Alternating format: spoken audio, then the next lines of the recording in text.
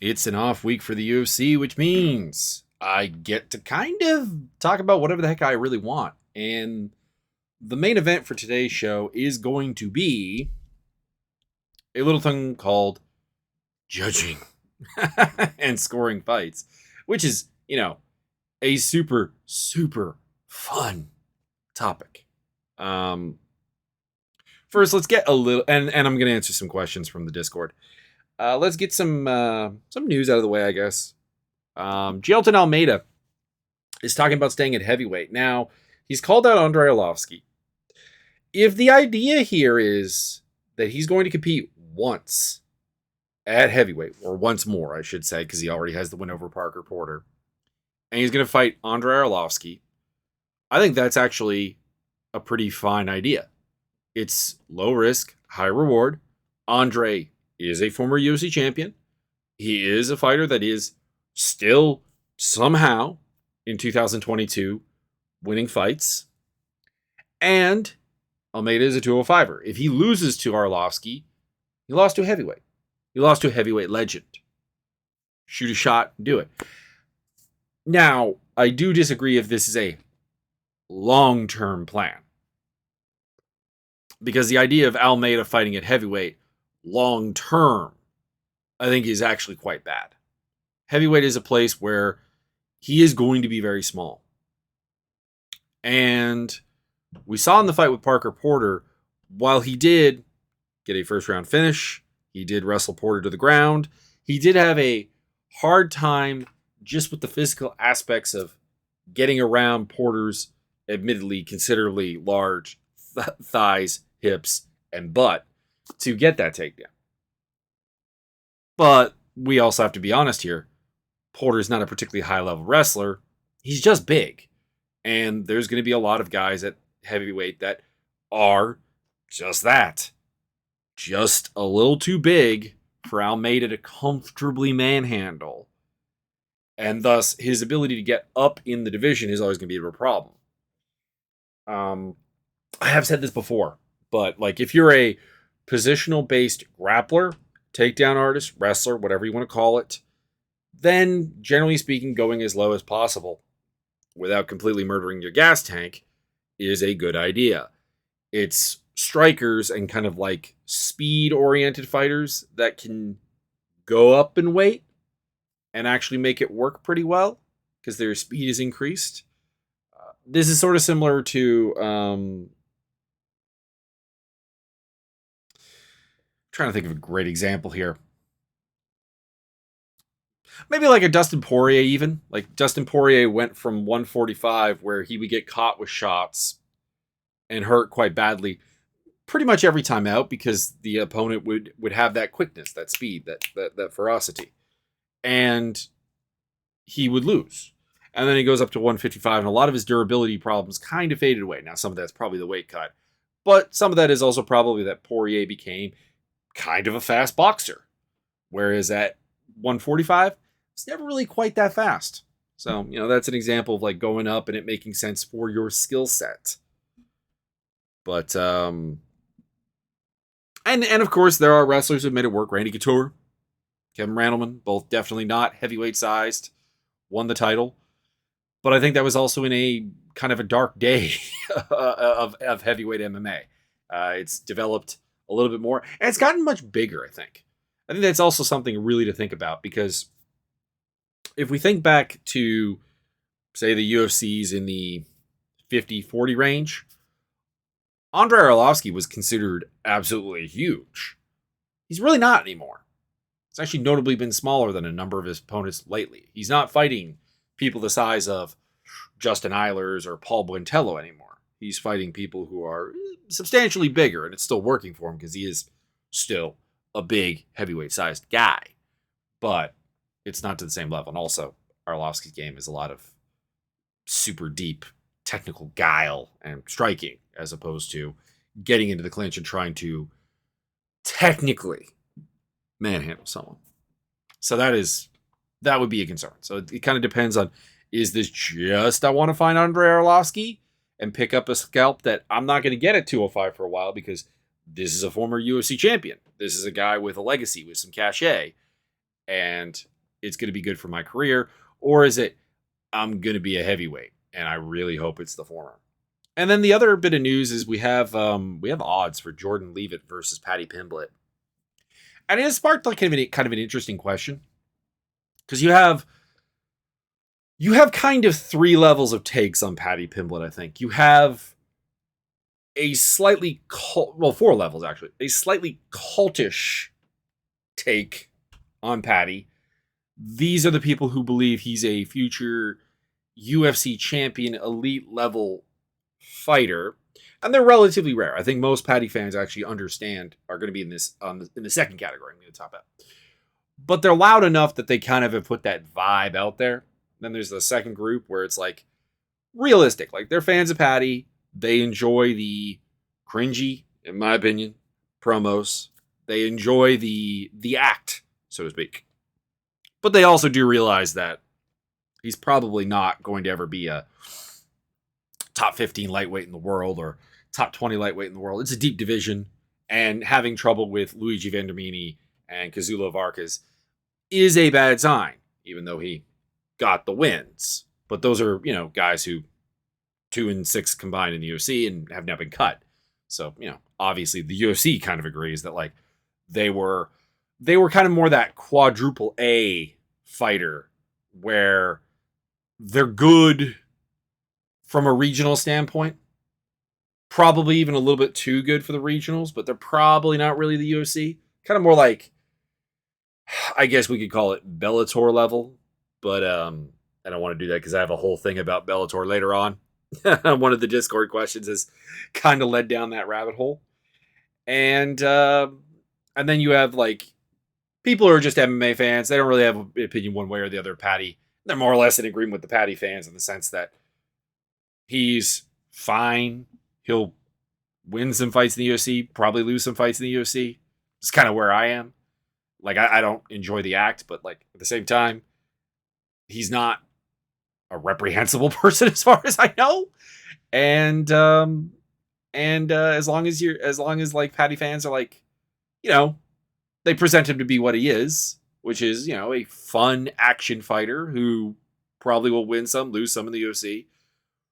Got no problems. And they really kind of find that first group a little bit annoying. And then you got the Paddy haters.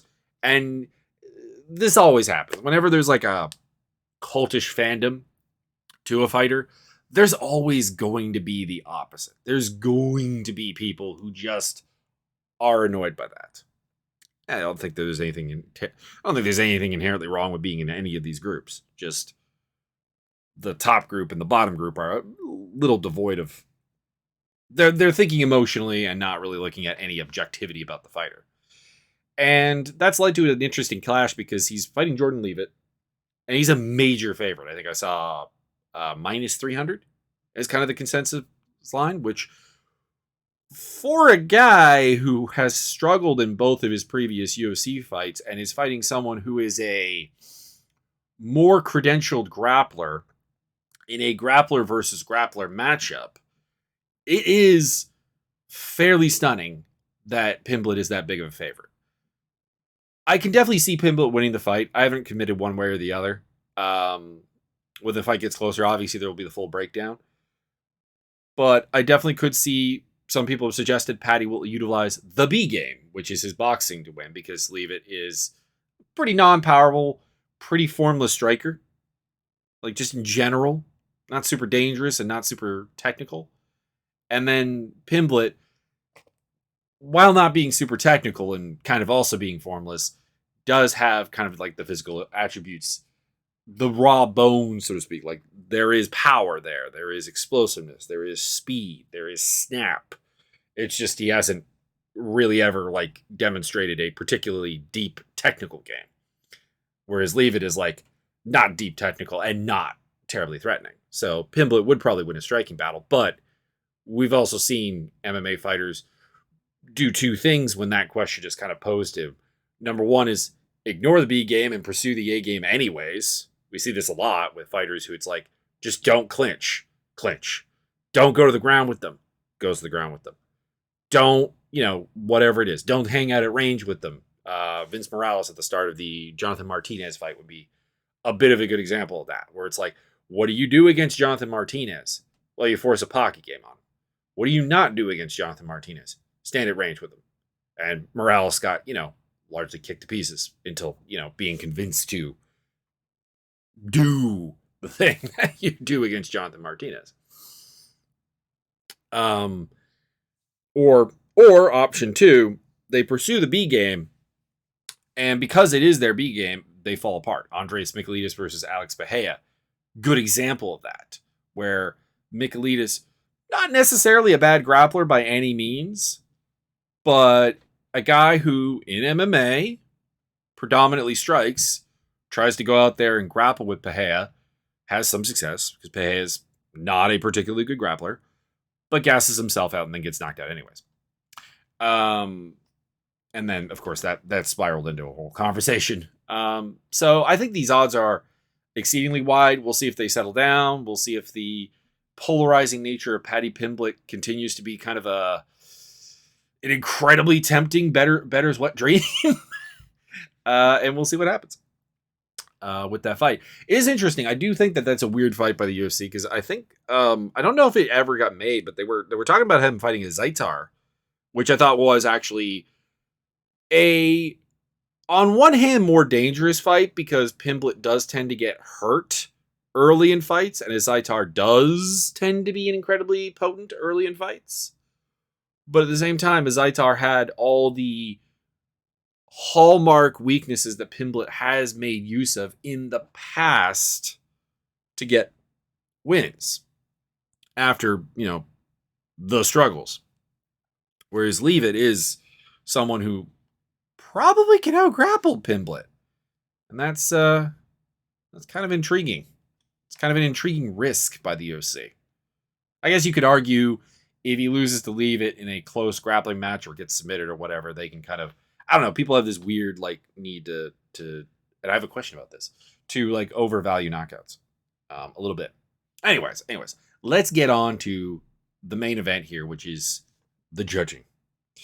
So after the Holly Holm versus Ketlin Vieira card, judging has once again become the rave. Open scoring, judging criteria, how can we make this better? I'm going to come out with essentially 2 points off the bat here. Number one, I don't think judging criteria actually is going to ever fix this problem, because you're always going to have people who debate what the judging criteria should be. A great example of this was Laura Sanko put out a Twitter tweet. There we go. Talking about Fighter A slams Fighter B to the ground. B gets immediately right back up and then takes him down and controls him for 2 minutes. And the debate was like, well, the slam wins because it's more damage. I'm like, is it though? Number one, is the slam more damage? We kind of have to see the slam. That's the first part, because technically a slam is, I pick you up 3 inches off the ground and put you on the mat. Technically speaking, that's a slam, but it's not one that has any real fight-ending potential or whatever.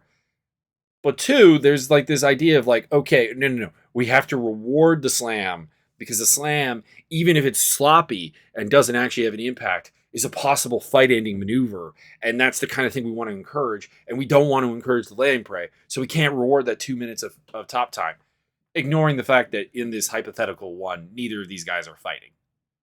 I do mean this very seriously. If your offense for a 5-minute round, 3 of which you are not on bottom, is to just slam someone and not be able to control them or land anything or whatever, then you have not actually participated in really a fight.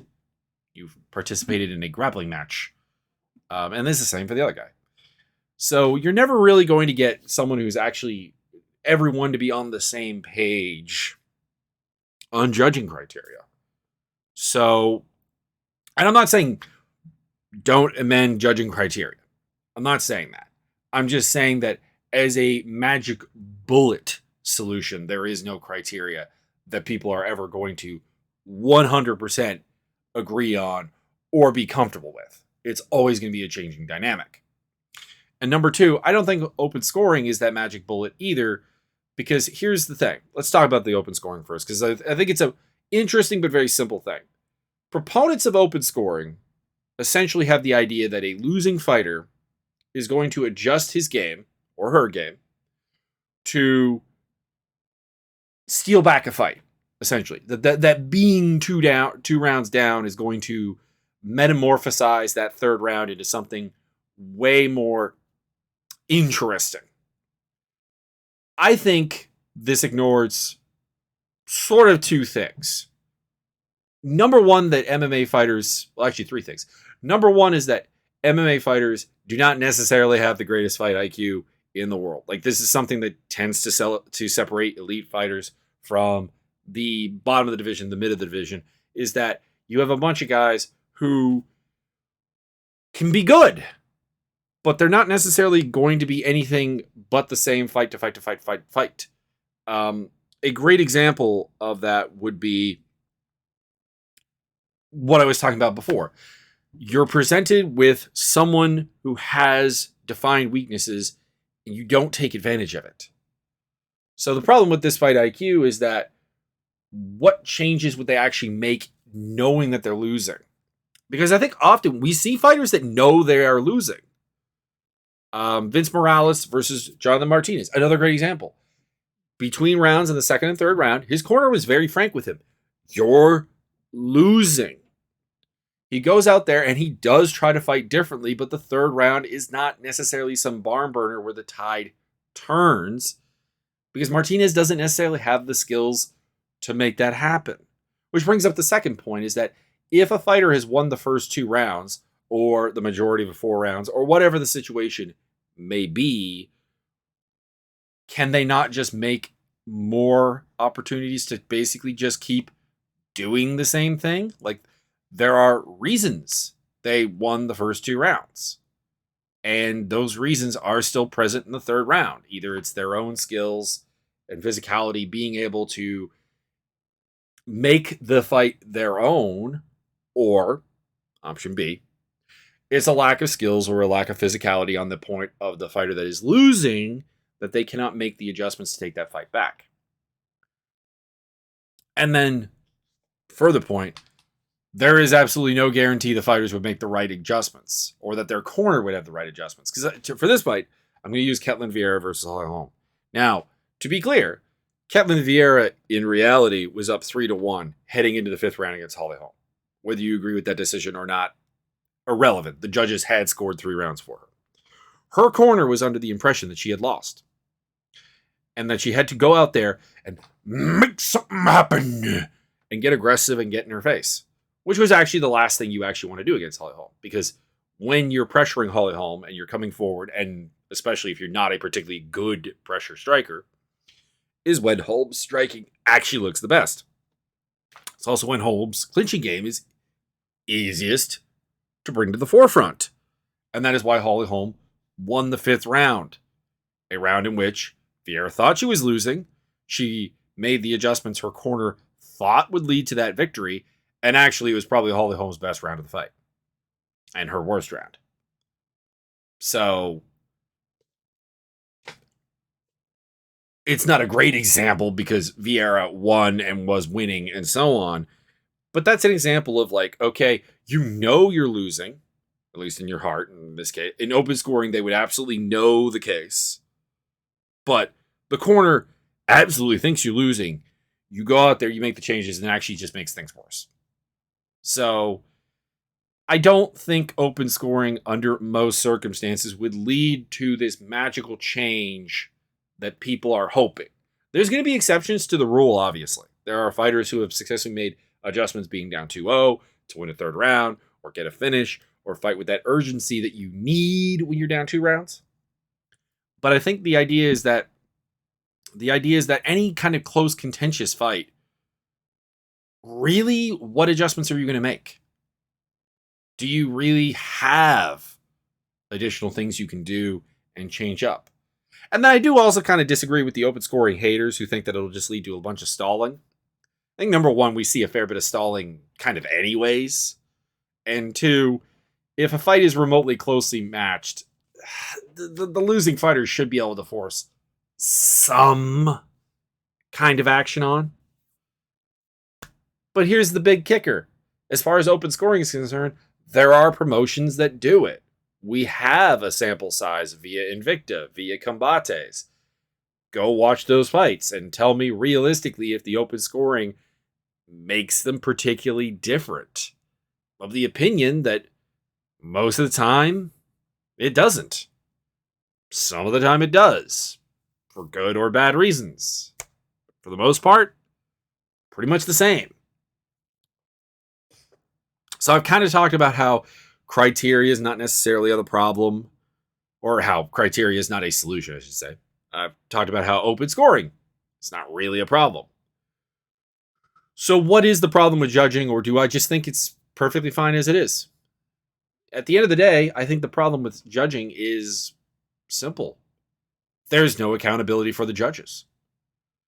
And here's the thing. I'm not saying that, like, because number one, you're never going to get any kind of contentious decision the fans are not always going to agree 100% on. There's going to be some segment of the fan base or some segment of the media or whatever that do actually agree with the judges every once in a while.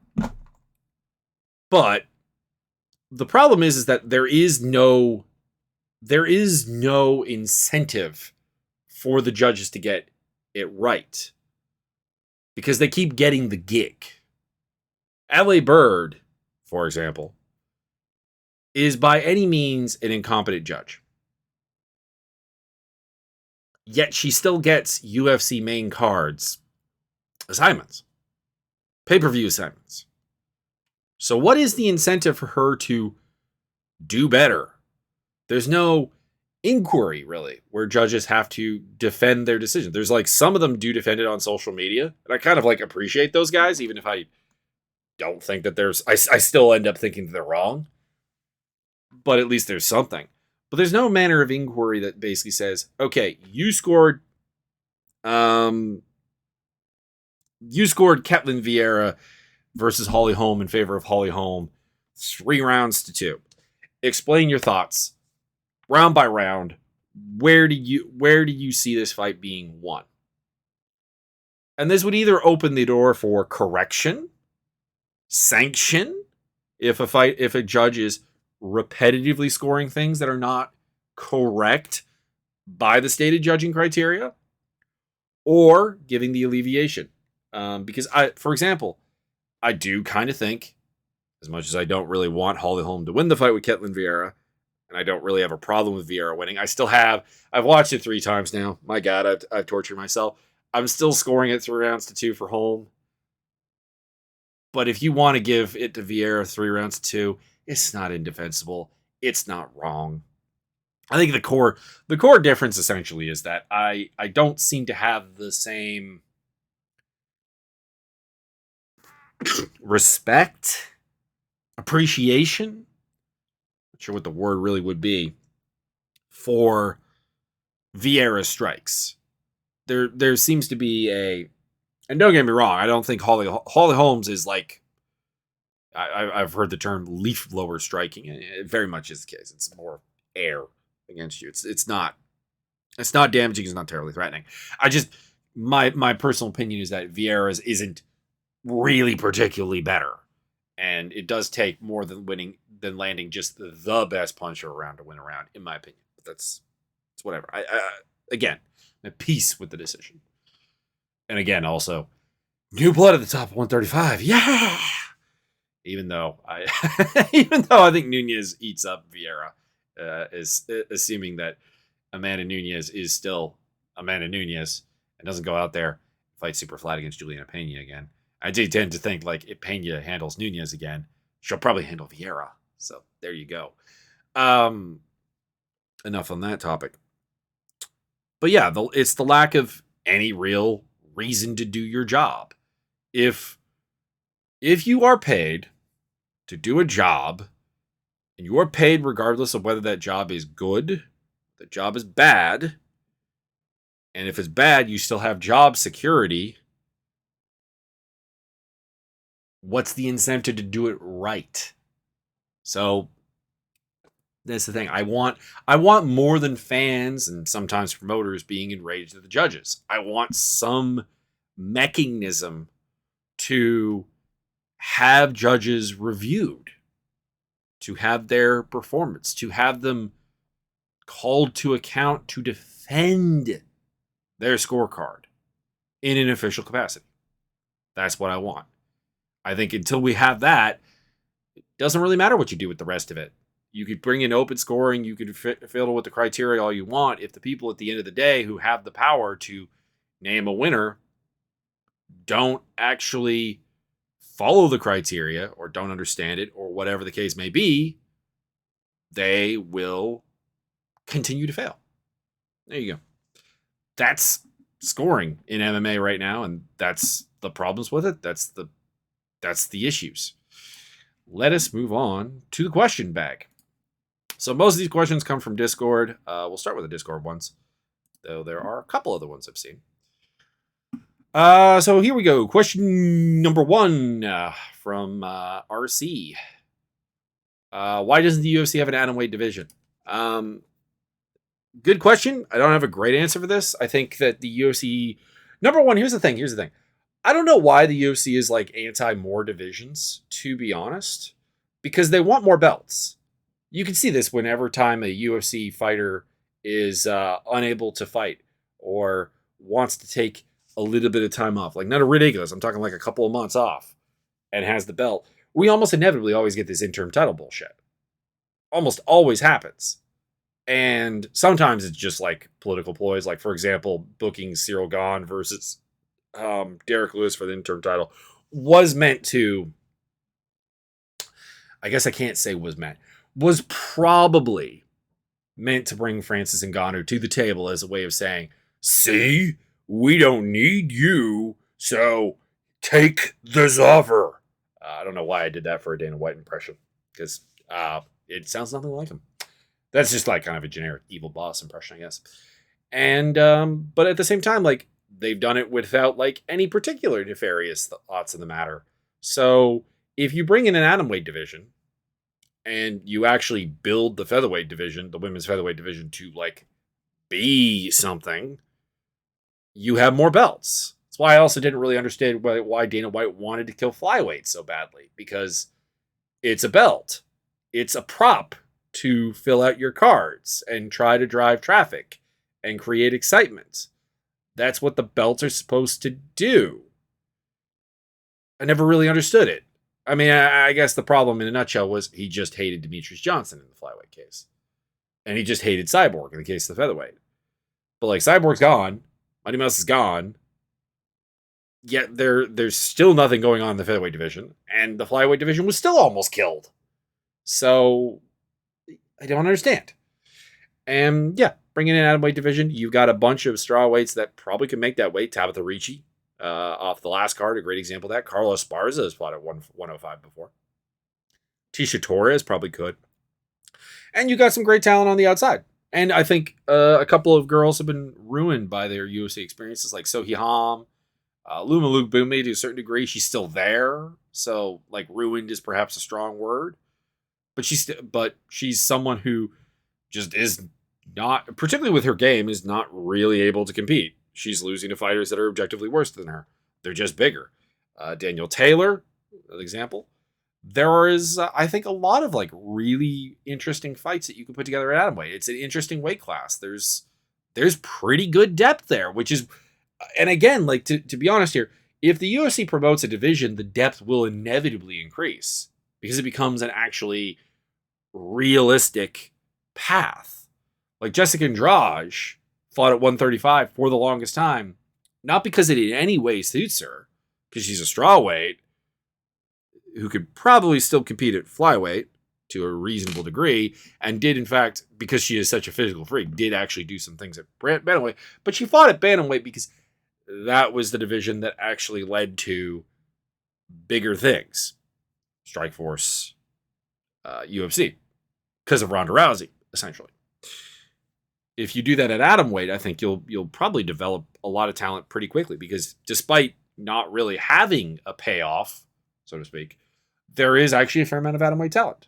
So I don't know why they wouldn't do that. That's not exactly the best answer to the question. But unfortunately, the answer to why the UFC doesn't do things or does do things is sometimes just that there is not a lot. There doesn't seem like an actual reason. And atomweight fights are pretty exciting. They're reasonably competent and interesting. So, yeah, no, I would be very much in favor of it. Byron asks, why is there no electron division? um, I guess electron weight would be like what, 95 pounds?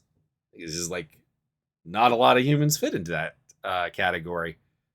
But I mean, if it can happen, it can happen. Let's see. Actually, women's boxing weights. Let's have a look here really quick. Is there a weight class? Women's boxing rankings. Is there like a serious weight class down that low? Kind of intrigued by this now.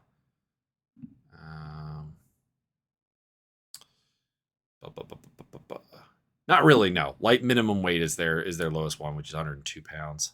So I guess there to that one I would say that there just isn't probably enough people at that weight.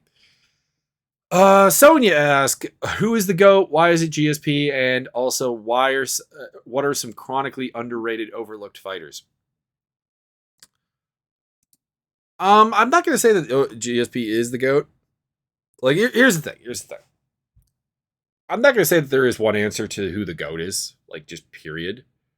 I think that GSP is a candidate. I think if you think Anderson Silva is the GOAT, I think if you think Fedor is the GOAT, I think if you think John Jones is the GOAT, these are all fine. These all work.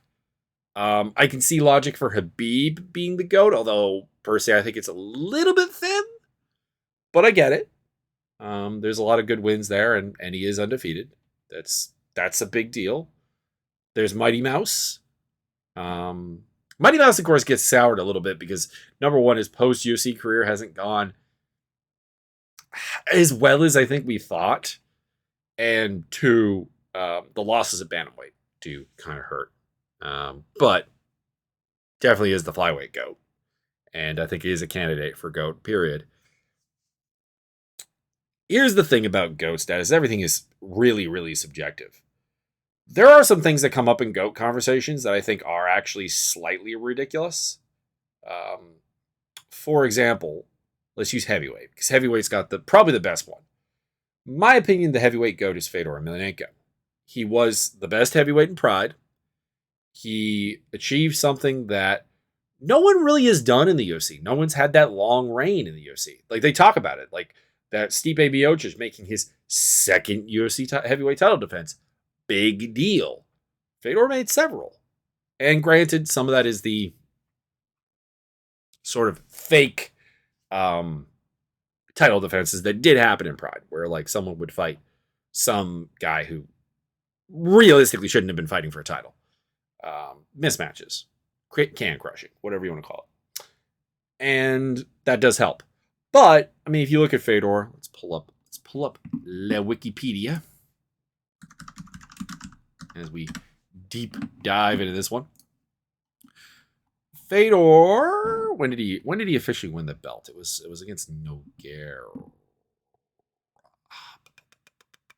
There it is. Won the belt in 2003 against Nog. And then fought Fujita. Apparently that wasn't for the belt, but fought Fujita. Fought Gary Goodrich. That was in the Pride Total Elimination, so that wasn't for the belt. Retained his belt against Nogueira, although by accidental cut, and then defended it. So 1 defense. 2 defenses against Krokop. 3rd defense was against Mark Hahn. So he had 3 defenses and a period of time where he did various Grand Prix and took various fights without losing. Went undefeated from 2001 to 2009. An 8-year span that included how many fights? So he was 4-1 when he started the run, and when he ended the run, he was up to 31 and 2. It's insane. And people will say, okay, but what about the quality? Thing is, here is almost everyone on this list has a Wikipedia page. Now, some of those Wikipedia pages are for other things or just kind of weird. Like, I don't overly get why Carrie Shaw and Lee Hasdale have Wikipedia pages, and some people don't. It's a bit weird. And then you have some people who, like Ogawa, more of a Judica, and then like Zuzinho, of course, which is a freak show fight. Matt Lindland, which is a horrible size mismatch. But there is former UFC champions, Andrei Arlovsky, Tim Sylvia, Nogueira, Crow Cop, who was like number 2 man in the world, former UFC champion Mark Coleman, former UFC champion Kevin Rendleman, former pretty legitimate fighter Gary Goodrich, Keith Haring, very solid fighter, Semi Schilt, one of the best kickboxers alive, Babalu Sobral, pretty reasonable fighter, a bit undersized, Brett Rogers, pretty powerful dude. Also, he's fighting Brett Rogers in 2009, which is, I guess he was only like 33. So that's actually okay. I was thinking he was a little bit older. I think I always think Fedor is a little bit older than he is. And then the downfall came. Now, what I'm getting at here, though, is that there are people who will literally leave Fedor off their like top 5 or top 10 heavyweights of all time lists because didn't fight in UFC. Which I think is pretty ridiculous because, one, he fought at a time where I don't think you had to fight in the UFC. Like, Pride was on equal footing. And to be honest, their heavyweight division was better. And if you need me to prove this, or you want to know why I think this, keep in mind that Fedor was champion at a time when Frank Mir, Andrei Arlovsky, and Tim Sylvia were the probably 3 best heavyweights in the UFC. He then went and beat Sylvia and Arlovsky. And Nogueira came into the UFC, became champion. He was beaten by Fedor. And Josh Barnett is, well, he never fought Josh Barnett. That's right. Frustrating. And then, Crow Cop was considered a big deal when he came into the UFC. And then I've always stood that the problem for him is that his style never really adapted to the cage at all. And then we'll talk about the losses. It's like, lost to Fabricio Verdum. Verdum went on to become UFC heavyweight champion. Lost to Bigfoot Silva. Went on to become a pretty reasonable UFC level heavyweight. Lost to Matt Mitrione. Still pretty reasonable. And keep in mind, by the time he's fighting Matt Mitrione, it's 2017. He's 40 years old. And yeah, he did eventually lose to Frank Mir, but like, let's be honest here. By the time him and Frank Mir fought, or no, he beat Frank Mir. So there you go. He beat Frank Mir, Tim Sylvia, and Andrei Arlovsky, the UFC's best heavyweights at the time, during their comparable like kind of run. Like it's ridiculous. He was definitely the best heavyweight in the world at a time for a very long time. And if you want to put someone like Stipe over him now, I don't think it's ridiculous. I think it's wrong, but I get it. But like, people leave him off the top 10 list, and like, that's insane. So like, GOAT lists are incredibly subjective, but there is some ridiculosity that comes into play. We're gonna talk about that more in a bit. Okay, underrated fighters. The one that came to mind actually, and I think a Twitter, a tweet pointing this out. People tend to like use Kevin Lee as a negative marker. And the examples of the person provided was like Charles Oliveira got forced into bottom position by Kevin Lee. I don't know why I'm doing the voices today. And like Tony Ferguson got controlled by Kevin Lee in their title fight. Here's the thing. Kevin Lee in the first round was a really, really good fighter at 155. He was a weight bully, so it broke down when he got tired because he was cutting probably too much weight. He's a guy that probably would benefit again from more weight classes, maybe a 165 pound division, even 160.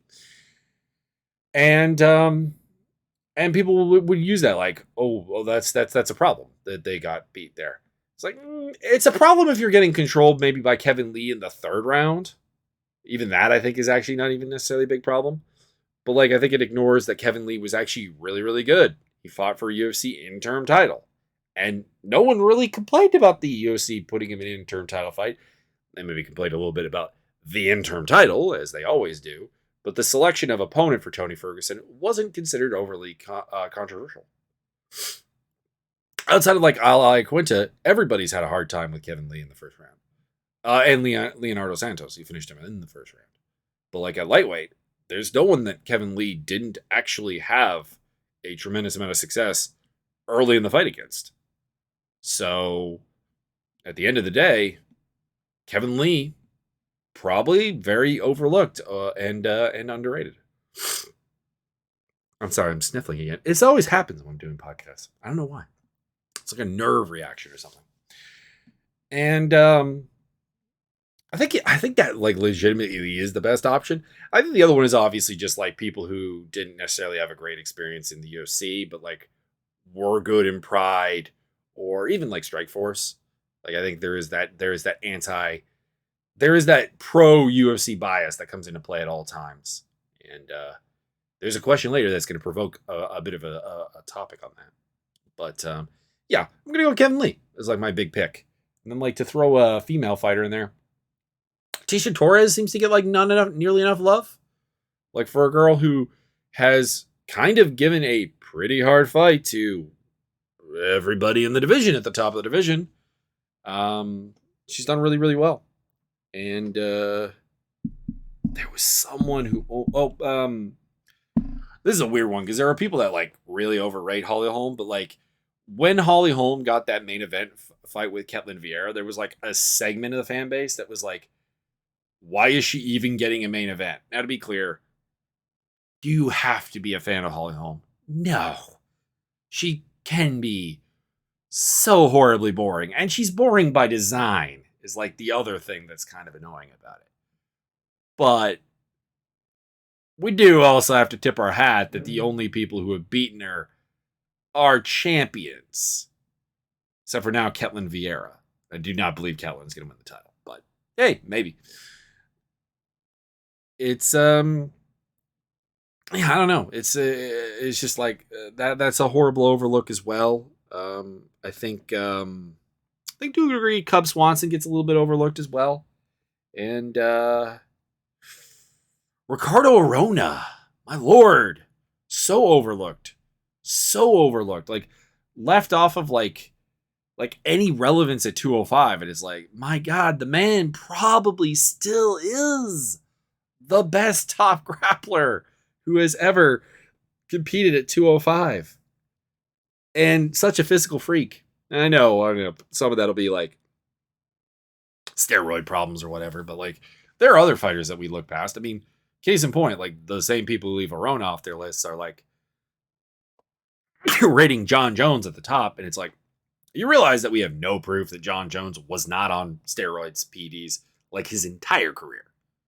I'm not saying he was. I'm just saying we have no proof that the whole Tyranobol pictogram thing was anything but like him getting busted for something long-term abusively. In fact, there are some medical studies that suggest that probably is the case. But anyways, moving on to the next question. Why is bantamweight lighter than featherweight? That's from Byron. Honestly, it's silly. A bantam is a chicken, a feather is a feather, and the weight class naming conventions just in general don't really make a lot of sense.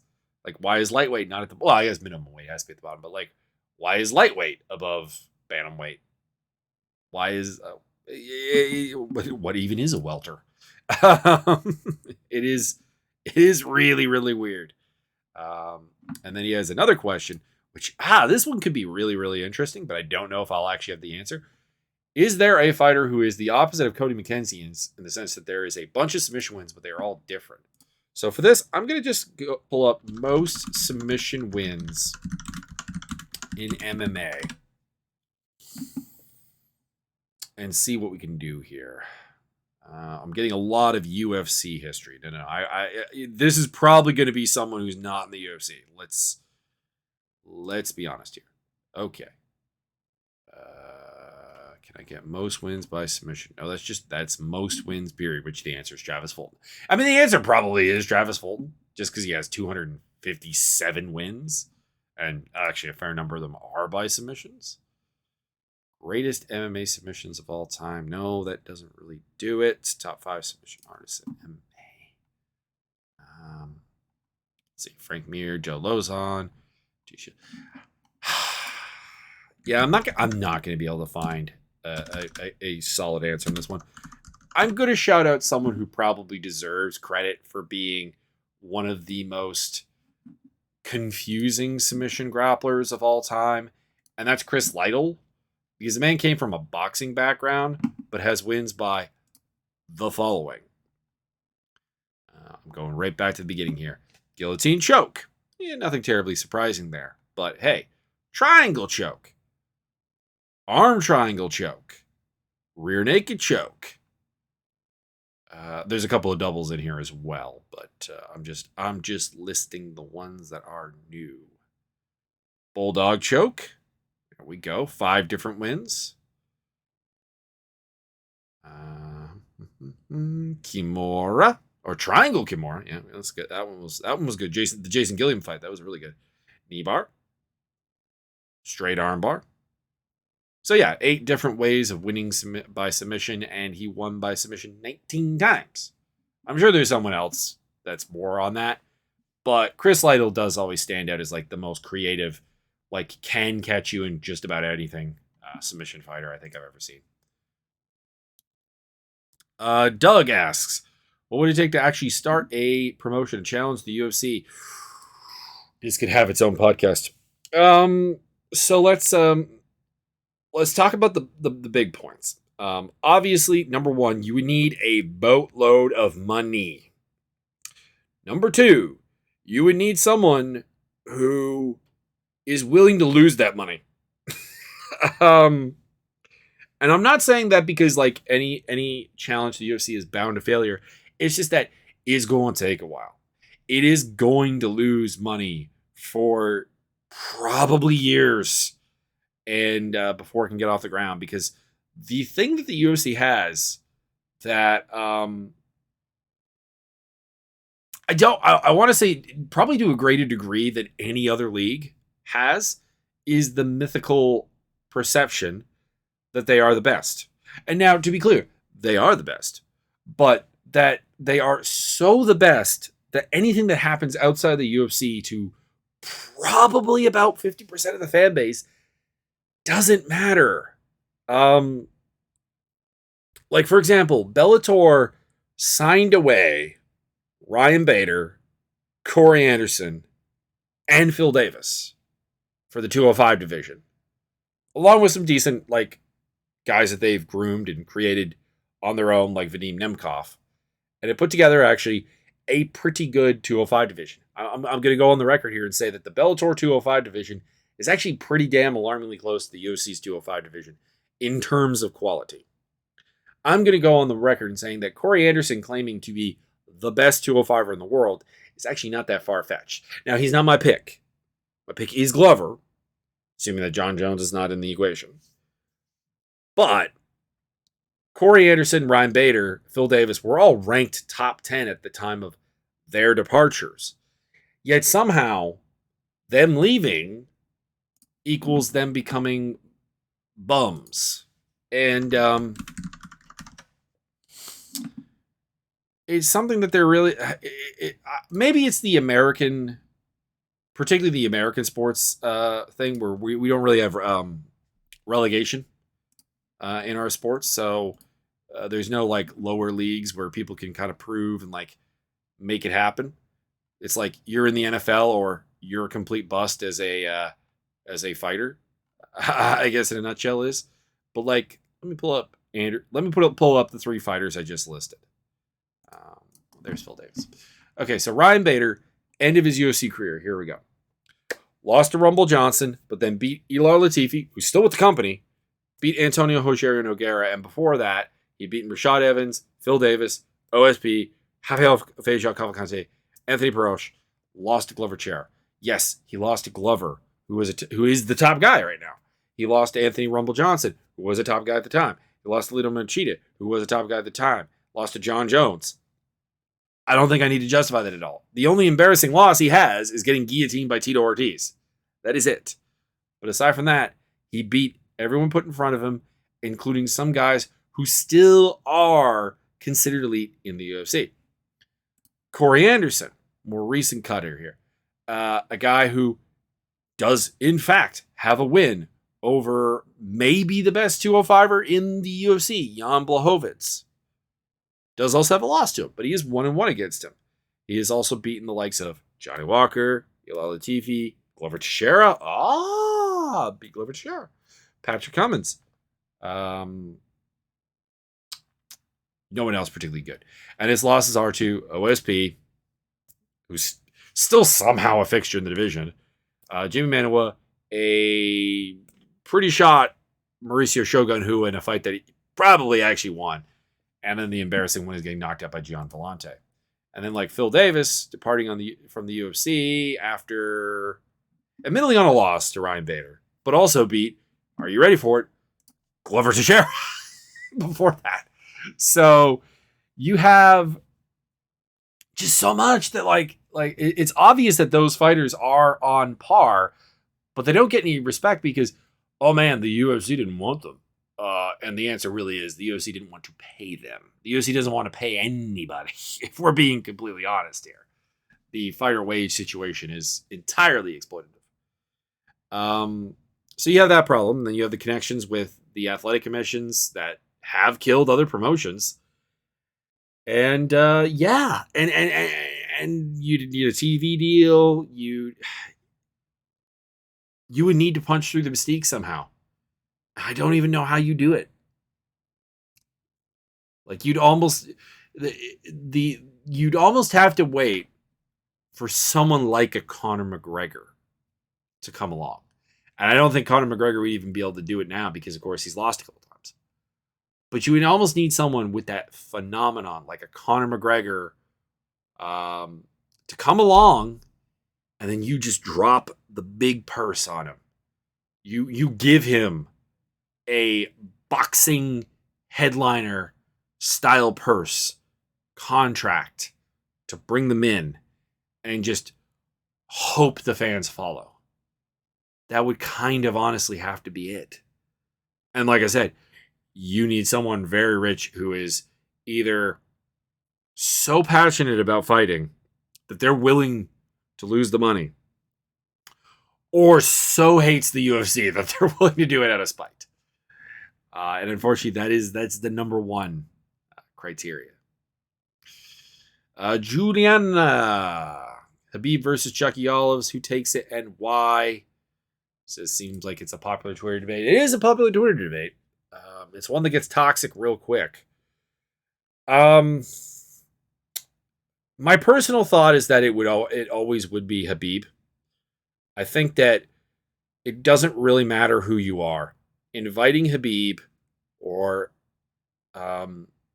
consigning yourself to having Khabib on top of you is a recipe for losing.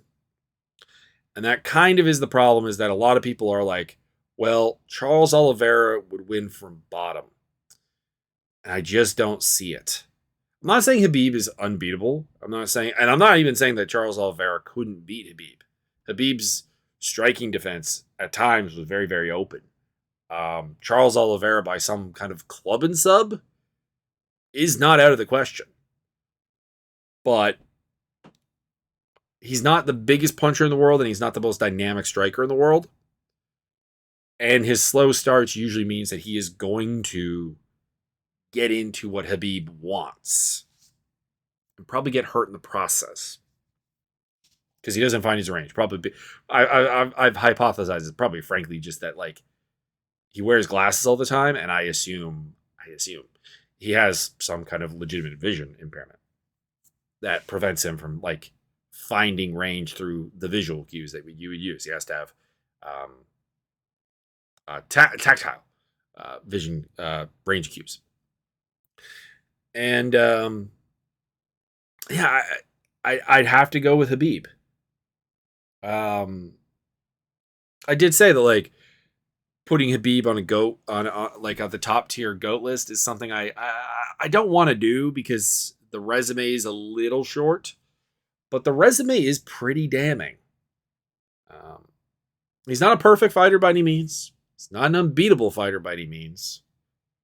But my lord, he is a legend of top control and had incredible physical gifts to make it happen.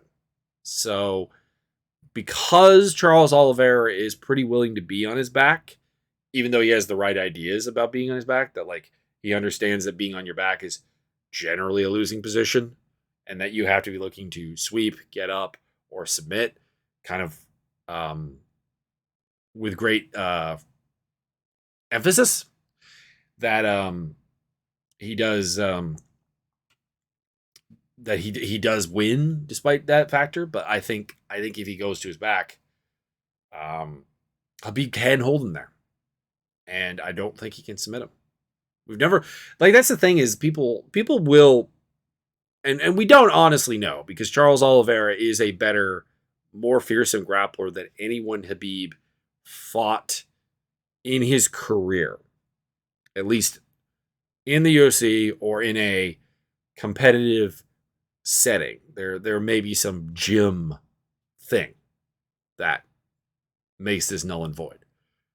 So it's a very interesting fight because of that fact. But it's just not the path to victory, I think, that actually beats Habib. I don't think seeing Habib on top of you as anything but a complete loss will ever really result in me thinking that you'll beat Habib. There you go. And then we don't really have anything else here. I think we're good. That's the question. So I'm going to just quickly check out my Twitter feed and see if there's anything going on that I want to throw out here just to get us over that hour mark.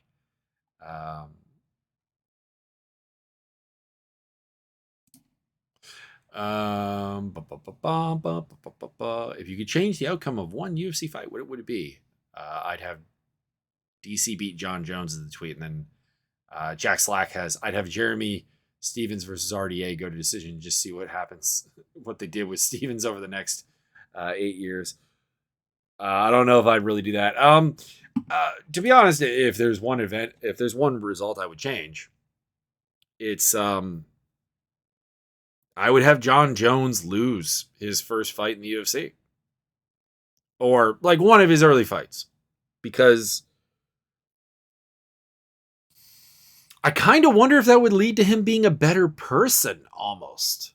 Like, I have no faith in this, but like, just in general, John Jones with a legitimate loss, does that make a better fighter? And does that maybe actually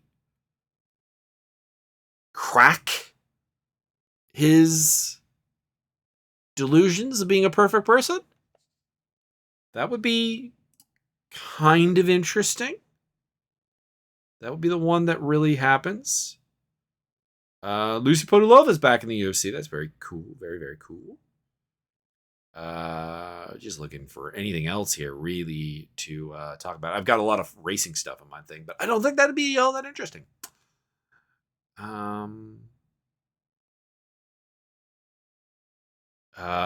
There's stuff on Fighter Pay.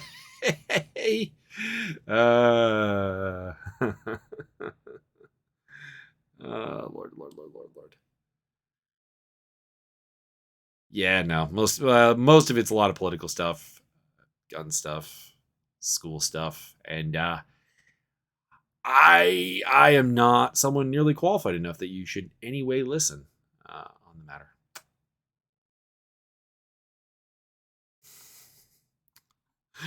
Never ask a woman her age, a man his salary, or a John Jones fan when Shogun was in his prime.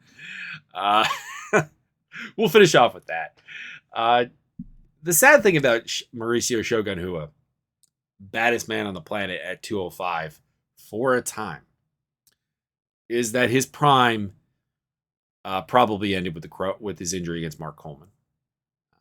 Unfortunately, that's the way I feel about it, is that injury never fully recovered. And I'm not saying he became not good after that, but I just mean that the apex of his ability was just so short, and also so damn impressive, but so short that unfortunately injuries brought it down. And it's a cautionary tale of, like, a lot of people try to use like a blanket fighter is young and therefore they will recover from anything, from like any setback. This came up with like Kay Hansen pretty recently, where it's like, oh, she'll go to the regional scene, she'll retool, she's 22 years old, she'll get the jobs done, and it's like she also might just get injured. One and two, youth does not necessarily lead to progression in certain areas. So, anyways, we'll finish on that sobering note. But I hope you enjoyed this less fight related and more kind of like overall MMA related episode of the podcast. I will be back in a couple of days. What is the next UFC card?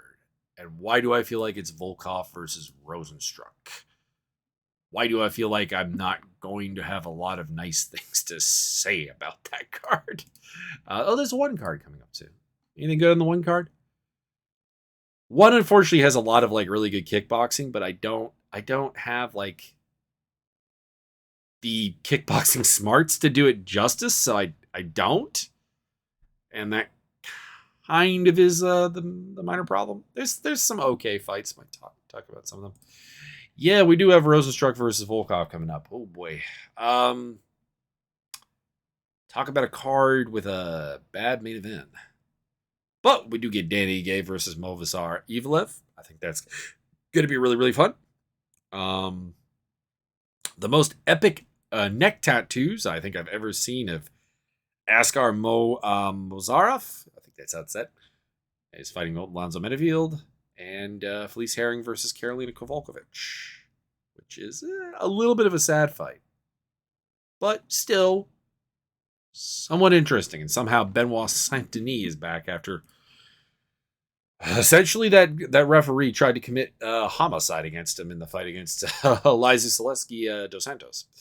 Anyways, we'll talk about that on the next episode. Remember to just enjoy life. Enjoy your MMA, and please give some promotions other than the UFC a shot.